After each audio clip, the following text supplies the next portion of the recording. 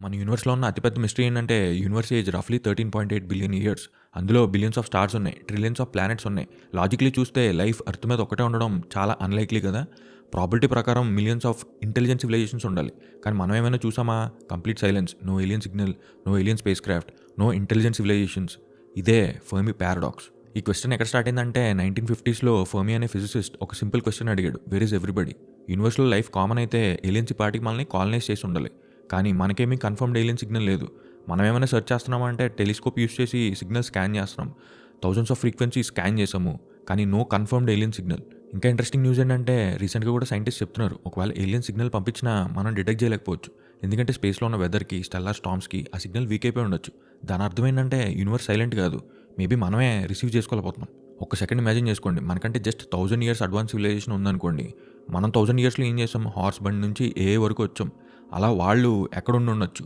ఒకవేళ వాళ్ళు 10,000 years advanced అయ్యి ఉంటే, 1,000,000 ఇయర్స్ అడ్వాన్స్డ్ అయ్యి ఉంటే, అసలు వాళ్ళు చేసేవన్నీ మనకి మ్యాజిక్స్‌లా అనిపించుండొచ్చు. అసలు మనం వాళ్ళని ఐడెంటిఫై కూడా చేయలేకపోయి ఉండొచ్చు. వాళ్ళ సిగ్నల్‌ని మనం డిటెక్ట్ చేసే విధానం కూడా కంప్లీట్‌లీ తప్పయి ఉండొచ్చు. ఇంకొక రీసెంట్ ఎగ్జాంపుల్ ఏంటంటే 2025లో అట్లస్ అనే ఇంటర్‌స్టెల్లార్ ఆబ్జెక్ట్‌ని చాలామంది స్పెక్యులేట్ చేశారు. అది ఏలియన్ టెక్నాలజీ అని. కానీ దాన్ని డీటెయిల్‌గా చూస్తే అది న్యాచురల్ కామెట్ అని తెలిసింది. సో సస్పీషియస్ ఆబ్జెక్ట్‌ని చెక్ చేసినా గానీ మనకి ఏలియన్స్ ఎవిడెన్స్ దొరకలేదు. సో బిగ్ క్వెషన్ ఏంటంటే యూనివర్స్‌లో బిలియన్స్ ఆఫ్ ప్లానెట్స్ ఉన్నాయి. లైఫ్ డెవలప్ అవ్వడం పాసిబుల్. సివిలైజేషన్స్ ఇవాల్వ్ అయ్యే ఛాన్స్ ఉంది. But we see nothing. No visitors, no signals.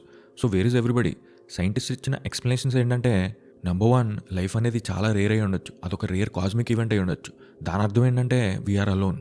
Number 2, civilisations వాటిని అవే డిస్ట్రాయ్ చేసుకుంటాయి. అడ్వాన్స్ సివిలైజేషన్స్ ఎప్పుడు అడ్వాన్స్ టెక్నాలజీ డెవలప్ చేస్తాయి. వార్ వల్ల, ఏఐ వల్ల, పాండమిక్స్ వల్ల, ఎన్వైరన్మెంట్ కొలాప్స్ వల్ల, వేటి వల్ల అయినా డిస్ట్రాయ్ అయిపోవచ్చు. రీసెంట్ స్టడీస్ కూడా చెప్తున్నాయి అడ్వాన్స్ సివిలైజేషన్స్ లైఫ్ స్పాన్ కొన్ని థౌజండ్స్ ఆఫ్ ఇయర్సే ఉండొచ్చు. దాని అర్థం ఏంటంటే సివిలైజేషన్స్ వస్తుంటే పోతుంటాయి, వేరే వాళ్ళని కాంటాక్ట్ చేసే లోపు. నెంబర్ 3, ఏలియన్ సివిలైజేషన్ చాలా అడ్వాన్స్డ్ అయి ఉండొచ్చు. వాళ్ళ టెక్నాలజీ మన అండర్స్టాండింగ్ అసలు అందకపోవచ్చు.